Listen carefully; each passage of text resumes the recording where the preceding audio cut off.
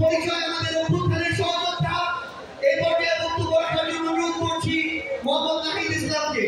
মোহাম্মদ নাহিদ ইসলাম আমাদের জাতীয় নাগরিক পার্টি। উপস্থিত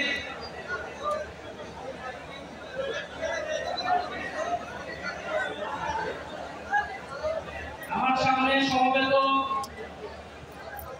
রয়েছেন 2024 সালের জুলাই গণঅভ্যুত্থানের বীর শহীদ পরিবারের সম্মানিত সদস্যবৃন্দ এবং জুলাই গণঅভ্যুত্থানের বীর আহত যোদ্ধাগণ এবং রয়েছেন আমার সাথে জুলাই গণঅভ্যুত্থানের সহযোদ্ধাবৃন্দ এবং জাতীয় নাগরিক পার্টির সদস্যবৃন্দ, সবাইকে আসসালামু আলাইকুম।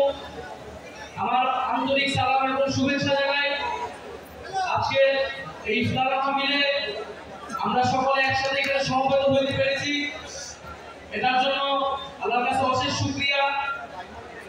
আমরা আপনাদের কাতারে নেমে এসেছি, আমরা নতুন একটি রাজনৈতিক দল গঠন করেছি, কারণ আমরা মনে করি জুলাই গণঅভ্যুত্থানের যে আকাঙ্ক্ষা, সেই আকাঙ্ক্ষার জন্য আমরা কারো উপর নির্ভর করতে চাই না।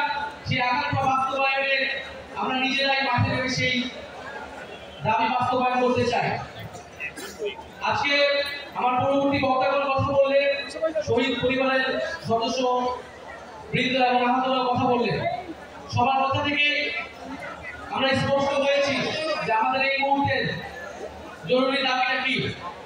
আমরা সবাই বিচার এবং সংস্কারের কথা বলছি। 5ই আগস্ট পরবর্তী এই নতুন বাংলাদেশে এই যে সরকার গঠিত হয়েছে এবং যারাই রাজনীতি করতে চাচ্ছে সামনে, তাদের সকলের ন্যায্যতা হচ্ছে এই শহীদ পরিবার এবং এই আহত যোদ্ধা বৃন্দ। ফলে তাদের মনের আকাঙ্ক্ষা কি সেটা আমাদের সকলকে বুঝতে হবে। আজকে দেশে শত শত মামলা হয়েছে, এই শহীদ পরিবারের সদস্যবৃন্দগুলো মামলা করেছে, শেখ হাসিনা এবং আওয়ামী লীগের খুনিদেরকে আসামি করে মামলা করা হয়েছে।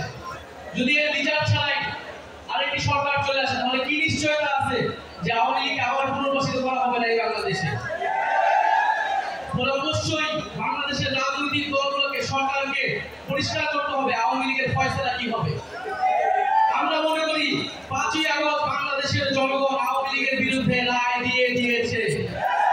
বাংলাদেশে আর আওয়ামী লীগের রাজনীতি, এই ফ্যাসিস্ট রাজনীতির আর কোনো জায়গা হবে না। ফলে আমরা বলবো যে আমাদেরকে বলা হচ্ছে যে আমরা নাকি নির্বাচন পিছানোর রাজনীতি করছি। খুব পরিষ্কার ভাবে বলতে চাই, পাল্টা কথা আপনাদেরকে বলতে চাই যে আপনারা বিচার ও সংস্কার পিছানোর রাজনীতি করবেন না। বিচার ও সংস্কারের প্রতি ঐক্যমত পোষণ করুন। নির্বাচন আমরা আপনাদেরকে করে দিতে সহায়তা করব। ফলে সরকারকে বলবো দ্রুত বিচার ও সংস্কারের রোডম্যাপ ঘোষণা করতে হবে।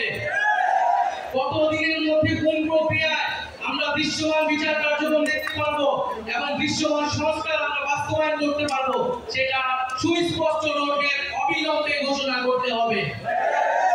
এবং আমি বলবো যে বাংলাদেশে আমাদের প্রধান উপদেষ্টা তাকে আমরা আহ্বান জানিয়ে সরকারের প্রধান উপদেষ্টা করেছিলাম। অন্যান্য উপদেষ্টাবৃন্দ রয়েছে, সেনা প্রধান রয়েছে, দিয়েছিলেন যে মানুষের জানমালের নিরাপত্তা এবং বিচারের দায়িত্ব নিচ্ছে।